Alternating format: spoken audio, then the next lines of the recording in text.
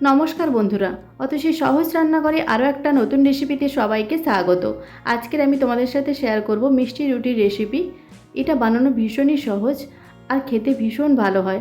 বাচ্চাদের টিফিনে তোমরা এটা খুব সহজভাবে দিয়ে দিতে পারবে। দেখে নেওয়া যাক আজকের আমার এই রেসিপিটি।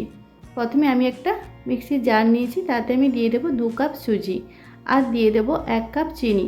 চিনির পরিমাণটা তোমরা অবশ্যই কম বেশি করে নেবে। এখন আমি দিয়ে দেবো 2 কাপ দুধ। যতটা পরিমাণ সুজি নিতে হবে ঠিক ততটা পরিমাণ দুধ দিতে হবে। দিয়ে খুব ভালো করে আমি মিক্সিতে দেখো পেস্ট করে নিয়েছি। একদম মিহি পেস্ট করে নিতে হবে। একটা বাটির মধ্যে আমি নিয়ে নিয়েছি। এখন আমি দিয়ে দেবো খুব সামান্য পরিমাণ লবণ আর দিয়ে দেবো 3 চামচ ময়দা। ময়দা খুব বেশি দেওয়ার দরকার নেই, 3 চামচ ময়দা দিলেই হবে। লবণ আর ময়দাটা দিয়ে সুজির সাথে খুব ভালো করে মিশিয়ে নিতে হবে, যেন দলা পাকিয়ে না থাকে। খুব মসৃণভাবে মিশ্রণটা রেডি করতে হবে। একটা চামচ দিয়ে খুব ভালো করে এইভাবে মিশিয়ে নিতে হবে দেখো।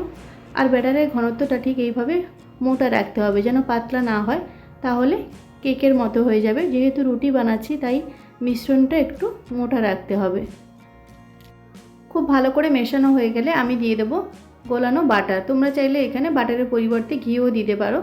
আমি এখানে 3 চামচ গোলানো বাটার দিয়ে দিলাম। এই বাটারটা দিলে রুটিটা খেতে ভীষণ ভালো হয়। বাটার বা ঘি যে কিছু একটা দিলেই হবে। বাটারটা দিয়ে আমি মিশ্রণটার সাথে খুব ভালো করে মিশিয়ে নিয়েছি দেখো। দেখতেই পাচ্ছ যে ব্যাটারের ঘনত্বটা কেমন হবে, ঠিক এইভাবেই রাখতে হবে। আমি আবারও বলছি। এখন আমি দিয়ে দেব খুব সামান্য পরিমাণ এলাচের গুঁড়ো আর দিয়ে দেবো কিছুটা পরিমাণ টুটি ফুটি। এলাচের গুঁড়োর পরিবর্তে তোমরা এখানে ভ্যানিলা এসেন্সও ব্যবহার করতে পারো। সব কিছু দিয়ে খুব ভালোভাবে আমি মিশিয়ে নিয়েছি। এখন আমি দিয়ে দেবো 1 চামচ বেকিং পাউডার আর দিয়ে দেবো হাফ চামচ বেকিং সোডা। খুব সামান্য পরিমাণে আমি একটু জল দিয়ে দেবো বেকিং পাউডার আর বেকিং সোডার উপরে, যাতে খুব তাড়াতাড়ি অ্যাক্টিভ হয়ে যায়। দিয়ে সব কিছু খুব ভালো করে আমি মিশিয়ে নেব ব্যাটারের সাথে। বেকিং পাউডার আর বেকিং সোডাটা দিয়ে খুব ভালোভাবে মিশিয়ে নিতে হবে মিশ্রণের সাথে। দেখো, এদিকে আমি 4টে বাটি আগে থেকেই বাটার ব্রাশ করে রেখেছিলাম। সেই বাটিটার মধ্যে অল্প অল্প করে আমি মিশ্রণগুলো দিয়ে দেবো। বেকিং পাউডার আর বেকিং সোডাটা দিয়ে বেশিক্ষণ দেরি করা যাবে না, সাথে সাথেই দিয়ে দিতে হবে। এই বাটিগুলোর মধ্যে আমি আজকে রুটিগুলো বানাচ্ছি। আর মিশ্রণটা যখন দেবে তখন অবশ্যই খেয়াল রাখবে যেন বাটিটা পুরো ভর্তি না হয়, একটু বাকি রাখতে হবে। যখন বেক হয়ে ফুলে যাবে অনেকটা, তাই অল্প একটু মিশ্রণটা বাকি রেখেই তবে রেডি করতে হবে। দেখো, আমি একটু ট্যাপ করে নিয়েছি। এখন উপর থেকে আমি আরও একটু কিছু টুটি ফুটি দিয়ে দেবো, যাতে দেখতে খুব সুন্দর হয়। সমস্ত বাটিটা আমি রেডি করে নিয়েছি। এদিকে আমি আগে থেকেই একটা পাত্র আমি গ্যাসের মধ্যে প্রিহিট করতে বসিয়ে দিয়েছিলাম। দেখো, কিছুটা পরিমাণ আমি বালি দিয়েছি আর একটা স্ট্যান্ড দিয়ে খুব ভালো করে আমি প্রিহিট করে নিয়েছি। এখন এই স্ট্যান্ডের উপরে আমি একটা থালা বসিয়ে দেব আর থালাটার উপরে আমি যে বাটিগুলো রেডি করে রেখেছিলাম সেই বাটিগুলো আমি বসিয়ে দেবো একটা একটা। সমস্ত বাটিগুলো আমি বসিয়ে দিয়েছি। এখন উপর থেকে আমি একটা ঢাকনা দিয়ে দেবো। তারপর গ্যাসের ফ্লেমটা একদম লো ফ্লেমে রেখে আমি 30 থেকে 35 মিনিট বেক করে নেব। তাহলেই রেডি হয়ে যাবে আমাদের মিষ্টি রুটি একদম পারফেক্টভাবে। দেখো, আমি 30 মিনিট পর ঢাকনা খুলে দেখাচ্ছি কতটা ফুলে গেছে। এখন আমি একটা টুথপিক দিয়ে আমি চেক করে নিচ্ছি যে রেডি হয়েছে কিনা। দেখো, মিশ্রণটা একদম গায়ে লেগেনি, একদম টুথপিকটা পরিষ্কারভাবে বেরিয়েছে। তখন ভাবে রুটিটা একদম পারফেক্টভাবে রেডি হয়ে গেছে।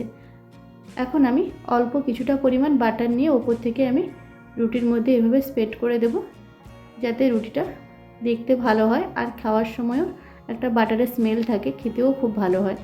তবে এটা একেবারেই অপশনাল, তোমরা যদি না চাও তাহলে বাদ দিতে পারো।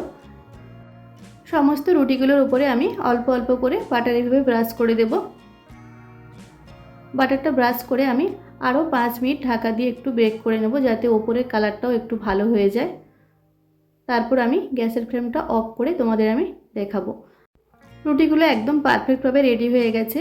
আর আমি রুটিটা অনেকটাই ঠান্ডা করে নিয়েছি। গরম অবস্থায় এইভাবে হাত দিয়ে বের করা যাবে না, তাই আমি রুটিটা একটু ঠান্ডা করে তারপর তোমাদের আমি দেখাচ্ছি। এইভাবে হালকা করে একটু চাপ দিলেই রুটিটা খুব সহজভাবে বেরিয়ে আসবে। দেখো কত সুন্দরভাবে রেডি হয়েছে, পেছনটাও একদম পড়েনি, একদম পারফেক্টভাবে রুটিটা রেডি হয়েছে। তো দেখতেই পেলে কত সহজভাবে বাড়িতে তোমরা এই মিষ্টি রুটি বানিয়ে নিতে পারবে। আর বাচ্চাদের টিফিনেও খুব সহজভাবে দিয়ে দিতে পারবে, বাচ্চাদের খেতেও ভীষণ ভালো লাগবে।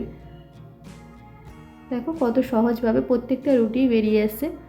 আর রুটিটা কতটা সফট হয়েছে তোমরা দেখেই বুঝতে পারছো। আশা করি আজকের ভিডিওটা তোমাদের ভালো লেগেছে। যদি ভালো লাগে তাহলে অবশ্যই একটা লাইক করে দেবে আর কমেন্ট করে জানাবে কেমন হয়েছে আজকের রেসিপিটা। আর আমার রেসিপিগুলো যদি তোমাদের ভালো লাগে তাহলে অবশ্যই আমার চ্যানেলটিকে সাবস্ক্রাইব করে পাশে থাকা বেল আইকনটি প্রেস করে অল অপশানে ক্লিক করে দেবে। তাহলে যখন আমি নতুন কোনো ভিডিও আপলোড করব সবার প্রথম তোমাদের কাছে নোটিফিকেশান পৌঁছে যাবে। আজকের ভিডিওটা এই পর্যন্ত। নেক্সট কোনো ভিডিওতে তোমাদের সাথে আবার দেখা হচ্ছে নতুন কোনো একটা রেসিপি নিয়ে। ততক্ষণে তোমরা ভালো থেকো, সুস্থ থেকো। ধন্যবাদ।